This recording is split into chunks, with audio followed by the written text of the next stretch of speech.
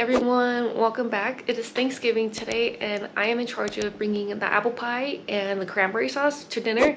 I already made the cranberry sauce yesterday, so I will insert that somewhere, but today we're going to make the pie. Here's what we have. We are going to start off with peeling and chopping and coring the apples, and then we're going to put them in a bowl with the cinnamon. And then after that, we are going to melt a stick of butter and then add some flour and the sugars and water and mix, and then put it with the apples to make the filling. All right, I'm going to be washing these apples, and then we're going to peel them and chop them up and put them in a bowl.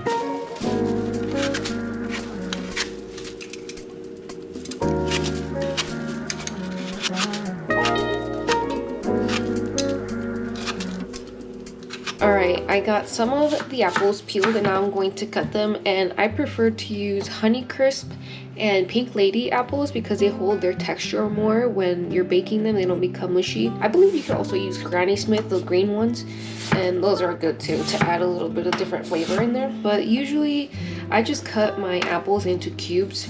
I know people usually do slices, but I feel like the cubes is just easier to cut when it's already in the pie. All right, I'm adding the last apple to my bowl over here. There we go. All right, now that we have our apples all cut up, we are going to be adding ground cinnamon. And there's really like no measurement to this, so I just kind of add some until it feels right. You want to mix it in. We have a pot here, and we are going to add a stick of butter, a half cup of brown sugar, white sugar, 3 tablespoons of flour, and a 1/4 cup of water to create the filling that we need. All right, we've got our stove on. Here's a stick of butter. We're gonna let that melt down a little bit. All right, now that the butter is melting down, I'm going to add the sugar, a half cup of sugar, a half cup of white sugar, 3 tablespoons of flour, and a 1/4 cup of water. This is what you want it to look like. It's all thick and everything is melted together. Then you're going to pour it over the apples. Honestly, I feel like I'm gonna have to make another batch because I think I have more apple than this sugary mix. Mix it in. So I've mixed it all in, and honestly, I think this would be good enough, but I kind of want mine to have a little bit more like sauciness to it. So I think I'm gonna make just a tiny bit more, maybe cut the recipe in half and then add it to this. I did end up having to make a little bit more. And that's how I like it to look. And I think I might actually add a little bit more cinnamon, just because it looks like it got a little bit lost in there. And what's a little bit more flavor anyways, right? So it's gonna look like this. And that's just how I want it to be. You can do it, you know, personal preference. So I'm going to just let that sit in there for a little bit while I get the pie crusts ready, and we'll bake it. All right, here I am taking out my store-bought crust out of the packaging. And honestly, I didn't read the instructions on the box, and it said to leave it room temperature for 15 minutes before trying to use them. Clearly, I didn't use that, and I was struggling a little bit trying to get it open. So if this is the route that you're going to also take, please read the instructions, because as you can see, it started ripping on me over here. But after actually following instructions, you could tell that this one was actually easier to roll out. So we're gonna place one sheet down, and I started making the ridges here. In the end, this is what you want it to look like, just little ridges all the way around the pie. And now we're going to put our filling, and I was going to be a little bit careful putting some in because I didn't know if I had enough for both pies that I was trying to make. I did end up having enough. I was just being a little bit cautious to not overfill this one so I would have enough for the next one. This is how much I ended up putting. And now we're going to do the strips to put on the top of the pie. So I just cut with the pizza cutter on the second piece of dough some strips. Then we're going to take the strips and put them across the pie. This is where I started to think that maybe I shouldn't have done the ridges first, because trying to place the strips down was a little bit difficult with trying to keep the ridge form at the crust, but it's all good. It ended up working out. So now we're going to fold back every other strip and place another strip across to form that weaving pattern that we want on the pie. Make sure to get it nice and tucked in, fold the pieces back, and then we are going to do the opposite strips and pull those back and basically repeat the same thing over and over until you get a nice little basket weave going on there. And here I am going to be cutting off the excess pieces with this pizza cutter. And now onto our second pie. So basically the same thing, put one sheet down, and at this point I just put the rest of the filling because we were going to have enough, and this one actually ended up coming out a little bit more full than the other one. And this is the one I ended up taking to the Thanksgiving dinner. So go ahead and spread it out. Again, we are going to lay down the strips. This one, I didn't do the ridges first. I ended up doing them after because I just thought it was going to be a little bit easier to do. And at this point, it's honestly personal preference, whichever is easier for you. One didn't seem easier than the other, so it ended up pretty much looking the same. And then what we're going to do is set our oven to 415 degrees Fahrenheit to bake. And don't forget your egg wash so you can create a nice browning color on the pies. There's one pie, two pies. We're going to go ahead and place them in the oven. I use the top rack. I don't know if it really matters which rack you use. I placed both of them on the top. We're about 15 minutes into baking. And that's just extra dough I have that I'm just trying to experiment with. So we'll see how that turns out. There's nothing in it except for sugar on the top. Oops. So this is what it looks like. I think here in a few more minutes, I'm going to put foil around the crust so it doesn't get too much more brown before the filling cooks all the way. All right, I've put foil around the crust and we're gonna go ahead and close this back up. We are actually going to turn down the temperature so that it can finish cooking at that temperature. All right, and this is what you want it to look like when it starts cooking. You want it to be bubbling so that the filling is nice and cooked on the inside. I went ahead and I removed one of them that was already done, and it was the one that had less filling inside of it. And I took the one that was left and just centered it on the rack and placed it back in for a little bit longer. So here's the first pie that we made, and it actually came out pretty nice. I like the browning of the crust, but what I don't like is how it's kind of breaking already over here in this part. But honestly, I think that was my fault for kind of squishing it with the foil, but it's okay. It tasted good anyways. So here's our second pie that we are taking out. It's nice and ready and bubbling. And now we have two pies, which one of them I'm taking to the dinner and the other one I'm going to leave at home for everyone else. Alright, for the cranberry sauce, we need 2 bags of cranberries, white sugar, some brown sugar. Here I have 100% pomegranate juice. We need 3 to 4 oranges for juice and zest, some cinnamon sticks, vanilla extract is optional, and some salt. So we are going to be washing our cranberries.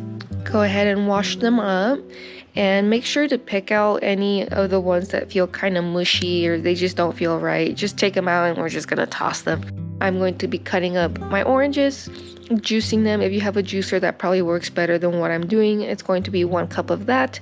And if you don't like to have the pulp, go ahead and strain it out and pour it into the pot. I found out later that there was an easier way I could have done this, but make sure to get all the juices from the strainer. Then we're going to add a cup of pomegranate juice and get that mixed in there. We are going to add a cinnamon stick, just 1. We are going to add some orange zest for a little bit of flavor. We're going to do a cup of white sugar, a cup of brown sugar, and then get that stirred in. And once it all starts melting down, you want to add your cranberries. All right, once you get all the cranberries in there, get them all mixed up with the juices, get them stirred in. And here I'm going to be adding some vanilla extract for a little bit of more flavor. And you want them to start boiling and they will start popping a little bit. You could hear them, and that's when you know they're getting done. Here we are adding just a little bit of salt and let that come to a boil and just kind of let it simmer until it starts thickening up. Now we'll be taking a little masher and just kind of mashing them. You can also blend it, but I prefer doing it this way because it leaves a little bit of chunkiness into it and I like it better that way. Here it is, all done, all nice and mashed up. All the flavors are incorporated, and then once it starts to cool down, I put it into this container that they could just toss when they're done with it. And we just let that cool and then it's ready. Here's a little snippet, some mac and cheese, mashed potatoes. This turkey was in an adobado, seasoning. This is the regular turkey. I didn't get a video of it before people got to it. And then we had a smoked turkey also. So we had a lot of leftovers, mind you. And of course, we also had some stuffing. It was so good. And here's my plate with a little bit of everything, of course. And then we have here the sauce I made at the table so anyone can grab some. Of course, we can't forget the desserts. There's my pie, some espresso squares, and a pecan pie. Obviously, Thomas approves. And since the holiday season is upon us, they were doing a Christmas tree lighting downtown that we kind of wanted to check out. And I believe it's like the 3rd year or so of them doing it. And honestly, I feel like it could be better. I'm not gonna lie, but there was actually a pretty good turnout. There was quite a few people. There was a ton of food trucks, and they had just a bunch of like inflatable reindeer everywhere. There's the tree, and then there's trees on the side that had already Christmas lights on them, but I feel like they could have been more, in my opinion. There was also some news broadcasting, which I thought was pretty cool. I've never seen like actual live news broadcast in front of me. That was neat. They ended up turning the whale on. All the lights, it's actually really cool. It's like stained glass. If you ever get a chance to see it, I recommend. And here's the countdown for the tree. Everyone is anticipating the reveal.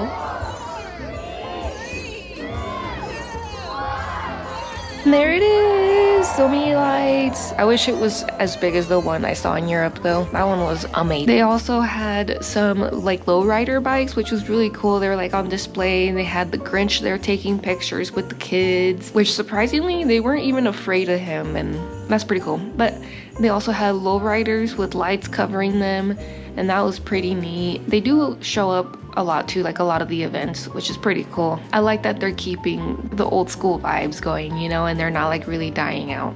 It's really cool to see, and I love seeing the lights on them. It's pretty neat. When they have events like these, they close down the street so people could just be walking around. There's people over there taking pictures with the sign. There's people on stilts taking pictures with people. It's a pretty cool sight. We're just checking people out, just looking at the lights all over the city.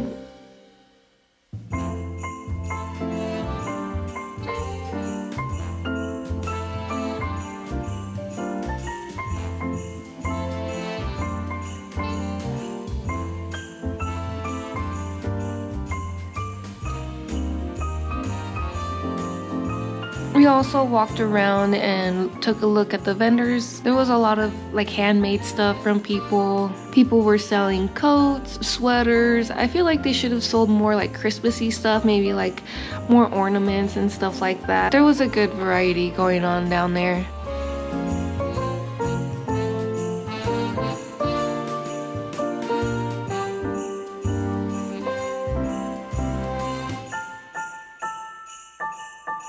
Here they had these really cute flower bouquets with stuffed animals. So they crocheted flowers and put some, you know, stuffed plushies inside, and they were so adorable. I really like those. It's like a forever flower, you know, never goes bad.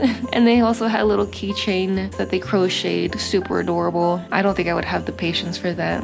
And look at this beautiful Christmas tree. I love it. It was a lot of wire work, and there was a cute little train that you can get on and ride around. It's like down the street and around the people. In my opinion, they should have some lights on that train. That would be so cool. They also had these pretty cool, I believe they're like wind chimes or like just sun catchers, and they glisten and they're so pretty. They also had these naughty gingerbread, which I thought were freaking hilarious. And well, just take a look. They're so funny. Oh my god. Then we got a little baby Grinch over here handing out candy. Super cute. And we got some Hispanic ponchos, some sweaters, handmade stuff that were a little bit pricey, but quality is great. Some more little plushies over here, some handbags, jewelry, more sweaters, little dress. That dress was so cute.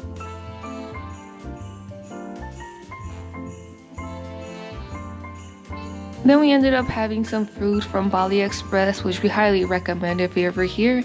And here comes the train again on the other side. Like I said, it would be so much more cooler if it had lights on the little carts. And then there's this guy with his kid having a fun time. And yeah, everyone just looks like they were enjoying everything. They were having a good time. There was music, there was food, some crepes. This looked pretty good. Just rewatching this is making me so hungry. Oh my goodness. They also had some bowls.